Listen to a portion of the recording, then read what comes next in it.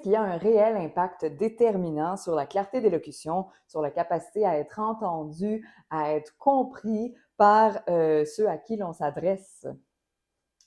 Vous avez sûrement entendu certaines choses à ce sujet-là. Vous avez probablement aussi vu des démonstrations d'exercices ou en avez expérimenté vous-même. Peut-être peut-être qu'on vous a déjà servi aussi l'injonction là, dans votre parcours articule, alors même que vous aviez peut-être pourtant l'impression de bien le faire. Deux éléments clés ici, la précision et la résonance. C'est ce que nous allons voir ensemble ici. Nous allons aussi voir pourquoi ouvrir la bouche et faire de la gymnastique vocale n'en fait pas partie. J'établis comme point de départ à cette vidéo que tout est typique dans les capacités motrices et dans les différentes sphères du langage. Je n'inclus pas ici de situations atypiques desquelles pourraient découler d'autres besoins et d'autres conclusions. Si vous doutez de vos capacités fonctionnelles à cet égard-là, une évaluation par un orthophoniste ou logopède pourrait vous éclairer. La précision, en opposition à la force, à l'amplitude motrice, à l'effort dans plusieurs structures, est primordiale. Elle permet de bien distinguer les phonèmes les uns des autres, tout en réduisant, en éliminant les ambiguïtés entre la nature des différents sons prononcés. La précision des structures impliquées et de leur mouvement au bon endroit permettra aussi une plus grande efficacité avec moins d'efforts, ce qui va faciliter notamment un débit plus rapide, si tel est mon besoin, sans sacrifier la clarté de mon message. Et ce qui pourra préserver un non-verbal plus naturel et plus parlant. Ce sera le cas parce que je n'impliquerai pas des actions musculaires superflues, non nécessaires dans ma prononciation, ce qui laissera mon visage, ma tête, mon cou, mes articulations, dont celle de la mâchoire notamment, plus détendues et disponibles pour transmettre mon expressivité. Vous vous demandez peut-être comment cela se traduit concrètement. Je vais vous donner deux exemples. Si j'ai à produire le phonème y, je voudrais faire en sorte que ma langue joue pleinement son rôle. C'est elle la responsable. Pour le produire, je dois créer une obstruction de l'air en appuyant le dos de ma langue contre mon palais.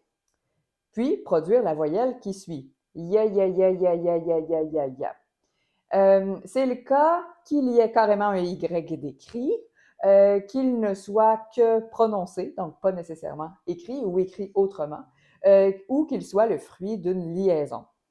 Or, ce qui arrive souvent chez beaucoup de gens, c'est que la mâchoire, la mandibule, se met à participer pour rien, en s'ouvrant juste après. Ya, ya, ya, ya, ya, ya, ya, ya, ya. J'exagère, hein? C'est pas toujours à ce point-là, mais c'est dans cette direction-là. Ce qui crée une dépense articulatoire, une dépense d'énergie plus grande et qui nuit à la pleine efficacité et fluidité du mouvement. Sans compter que la base de la langue s'insère dans la mandibule. En la bougeant pour rien, puis on vient ajouter une dose de défi dans le travail de la langue. Beaucoup de gens composent également avec beaucoup de tension dans l'articulation temporomandibulaire. N'en ajoutons pas. Si j'ai à prononcer le phonème souvent transcrit par la consonne T, je veux que la pointe ou l'apex de ma langue vienne contacter les alvéoles derrière mes dents d'en haut. Donc, bon, on ne voit pas beaucoup parce que, bon, on n'a pas besoin d'ouvrir la bouche pour prononcer un T, mais si vous l'essayez de votre côté, je pense que vous allez bien sentir ça. Plus j'ai cette précision dans la partie de ma langue impliquée et dans le lieu de l'articulation, plus je serai en mesure d'être rapide et efficace. Je peux le faire très, très rapidement, même avec une voyelle. Si par contre, j'écrase tellement ma pointe de langue que j'engage aussi la portion postérieure, ou même qu'elle se glisse un peu sous mes dents d'en haut, je serai restreinte dans la vélocité de mon articulation et entraînerai probablement des crispations musculaires tout autour. Donc, si j'essaie de faire ta, ta, ta, ta, ta, ta, c'est beaucoup plus difficile et beaucoup plus exigeant. La dépense d'énergie est beaucoup plus grande également. Comme on enchaîne des phonèmes en grande quantité et souvent à une vitesse vertigineuse, tout ce qui apparaît comme des détails peut être un impact réellement significatif sur le rendu de l'élocution et aussi sur comment on se sent en le produisant.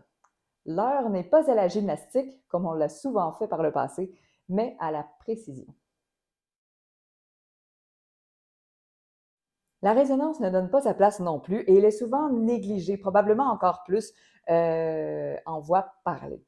Si j'ai une résonance optimale sur certains sons, mais pas sur d'autres, je vais venir créer une sorte d'instabilité qui pourra venir brouiller les pistes un peu de la compréhension chez la personne qui nous écoute. Et probablement davantage si notre prosodie couvre grand en termes d'amplitude de notes, de registres, ou que notre mélodie couvre grand aussi. Euh, pour bien distinguer les phonèmes prononcés, notre cerveau analyse l'organisation des fréquences qui composent le son produit. Plus ces informations-là sont complètes et distinctes, bien, plus cette analyse pourra être fine, claire et précise. Il y a plein de scénarios qui existent, là, mais un des plus fréquents, toutefois, est le manque d'énergie présent dans les fréquences aiguës. La principale responsable, la langue. La langue a beaucoup d'impact sur la distribution de l'énergie parmi les différentes fréquences. C'est le dos de la langue, et je dis bien le dos seulement, parce qu'on peut faire autre chose avec d'autres parties. Si cette partie-là s'abaisse ou recule, on viendra inhiber l'intensité présente dans les fréquences aiguës. La configuration de la langue est donc un élément déterminant dans la clarté de l'élocution. Le plan de la langue, lui, pourra varier selon les sons, selon les voyelles produites, mais on veut viser une certaine stabilité du dos de la langue qu'on peut bien sentir en général quand on prononce i, i. Je peux sentir le dos de ma langue entre mes molaires d'en haut et la pointe derrière les dents d'en bas. Vous trouverez dans la description quelques vidéos en lien avec cet enjeu-là important. Bref, deux éléments souvent négligés et si importants pour la clarté d'élocution. Avoir une bonne conscience phonologique et acoustique aide grandement la maîtrise de ces deux paramètres-là. Cet exercice est bien. Encore faut-il savoir quoi exercer et comment. Ça fait partie de notre mission au Gym Vocal de vous donner vraiment tous les outils pour avancer en toute transparence, en toute clarté, en toute efficacité. Au plaisir de faire équipe avec vous. Vous trouverez juste en dessous un réchauffement vocal gratuit et un défi 4 jours pour améliorer un passage vocal difficile, gratuit aussi. N'hésitez pas!